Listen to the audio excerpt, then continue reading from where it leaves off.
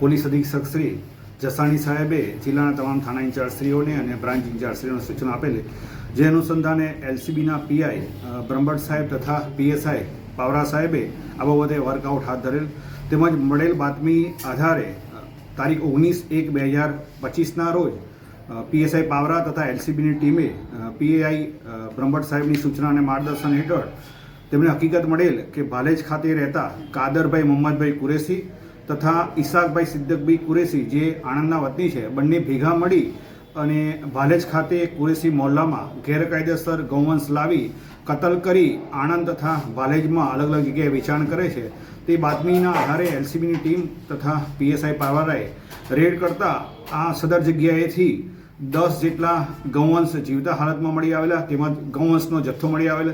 આ બાબતે એફએસએલ અધિકારી તથા પશુ ચિકિત્સકની હાજરીમાં આ મુદ્દામાલ ચેક કરતા ગૌવંશનો મળી આવેલો। આ મુદ્દામાલ જોતા કુલ 885 કિલો ગૌમાંસ મળી આવેલ, જેની કિંમત 1,77,000 જેટલી થાય છે।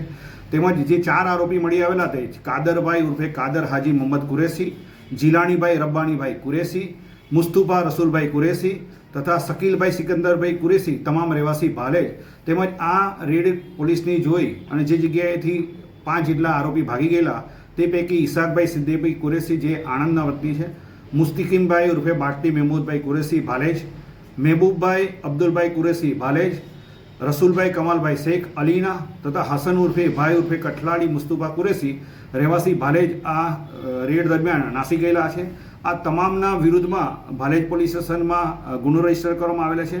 સદર જગ્યાએથી પોલીસને કુલ 10 જેટલા જીવતા ગૌવંશની કતલ કરેલો 885 કિલોગ્રામ જેટલો 1,77,000નો ગૌવંશનો મુદ્દામાલ તથા પશુ કતલ કરવાની સાધન સામગ્રીમાં વજન કાંટા 4, કુહાડી 4, લોખંડની છરીઓ 29, મોટા છરા 19, તેમજ ડિસમિસ, સોયા, લોખંડના સળિયા તેમજ અલગ અલગ વજન કાંટા મળી આવેલા। તેમજ આ જગ્યાએથી 5 જેટલા ગૌવંશની કતલ કર્યા બાદ મુદ્દામાલની હેરાફેરી કરવા માટે અને વેચાણ કરવા માટે રાખવામાં આવેલા વાહનો તેમજ 8 જેટલા મોબાઈલ મળી કુલ 4,86,000નો મુદ્દામાલ કબજે કરી આ તમામ આરોપીઓના વિરુદ્ધમાં ગુજરાત પશુ સંરક્ષણ અધિનિયમ BNSની અલગ અલગ કલમો તેમજ પશુ ક્રૂરતા અધિનિયમ હેઠળ ગુનો રજીસ્ટર કરી આગળની તપાસ PSI ભાલેજને સોંપવામાં આવેલ છે. હત્યા કરવા માટે ગૌ કઈથી લાવવામાં આવતી હતી અને ક્યાં વેચવામાં આવતું હતું? હાલમાં આરોપીઓનું ઇન્ટ્રોગેશન કરતા છેલ્લા 1 વર્ષથી ચોરી છુપીથી અલગ અલગ સમયે અને અલગ અલગ તારીખે છૂટક આ પ્રવૃત્તિ કરતા હોવાની હકીકત તપાસ દરમિયાન જણાવેલ છે. તેમજ આણંદ જિલ્લાના અલગ અલગ ગામોમાંથી પોતે પશુની ખરીદી કરી, ગૌવંશની ખરીદી કરી ખેતી માટે વપરાશ કરે છે તેવું કહી અને ખરીદી કરી, પરંતુ તેનો ખરેખર ગૌવંશ તરીકે ઉપયોગ કરી અને કતલ કરતા હોવાની હકીકત હાલ સુધીની તપાસ દરમિયાન જણાવેલ છે. વેચતા ક્યાં હતા આ લોકો? મેં કહ્યું એ પ્રમાણે અગાઉ ભાલેજમાં છૂટક તેમજ આણંદમાં અલગ અલગ શહેરમાં અલગ અલગ વેપારીઓને વેચતા હોવાની હકીકત જણાવેલ છે. આજરોજ આ તમામ આરોપીઓને નામદાર કોર્ટમાં રજૂ કરી તેઓના પોલીસ કસ્ટડી રિમાન્ડ મેળવ્યા બાદ આ તમામ બાબતે હકીકત વધુ તપાસમાં જણાવશે. सब हिंदी से हैं हमारा।